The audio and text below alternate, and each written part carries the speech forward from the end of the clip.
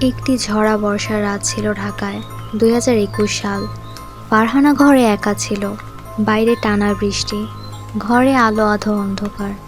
সে জানালার পাশে একটা চেয়ারে বসে বই পড়ছিল। ঠিক তখনই তার ফোনটা বেজে উঠল। অপরিচিত একটা নাম্বার, অপরিচিত একটা কান্ট্রি কোড। ফারহানার মনে একটা অদ্ভুত আশঙ্কা তৈরি হলো। কে কল দিতে পারে এত রাতে? ও কলটি রিসিভ করলো। অপরদিকে ছিল ঘন ঘন নিঃশ্বাসের শব্দ। তারপর একটা আতঙ্কিত গলা বলে উঠল, ফারহানা, আমাকে বাঁচাও, দয়া করে আমাকে বাঁচাও। ফারহানার শরীর হিম হয়ে গেল। ও কিছু বলার সুযোগও পায়নি। কলটি কেটে গেল।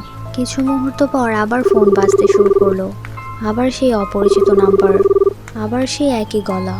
ফারহানা, বিশ্বাস করো, আমার তোমার সাহায্য চাই, আমাকে বাঁচাও। কৌতূহল ও আতঙ্ক গ্রাস করলো ফারহানাকে।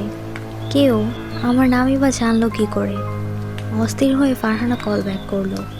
অপরদিকে একটি যান্ত্রিক গলা বলল, নাম্বারটি 1995 সাল থেকে বন্ধ রয়েছে। ফারহানার শরীর ঘেমে গেল। হৃদস্পন্দন বাড়তে শুরু করলো।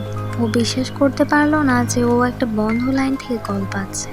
ফারহানা বাইরে গেল। বাইরে ঝড়া বৃষ্টি। ঠিক সেই মুহূর্তে আবারও সেই ফোন কল এলো। ফারহানা, দয়া করে আমাকে ভুলে যেও না, আমাকে মুক্ত করো। প্রচণ্ড আতঙ্কে ফোনটি হাত থেকে পড়ে গেল মাটিতে। কলে অপর দিক থেকে কান্নার আওয়াজ। তারপর আবার সম্পূর্ণ নীরবতা। ফারহানার ঘরে সেই দিন থেকে এক অদ্ভুত পরিবর্তন সৃষ্টি হয়েছে। ঘরের পরিবেশ ঘন হয়ে আসে।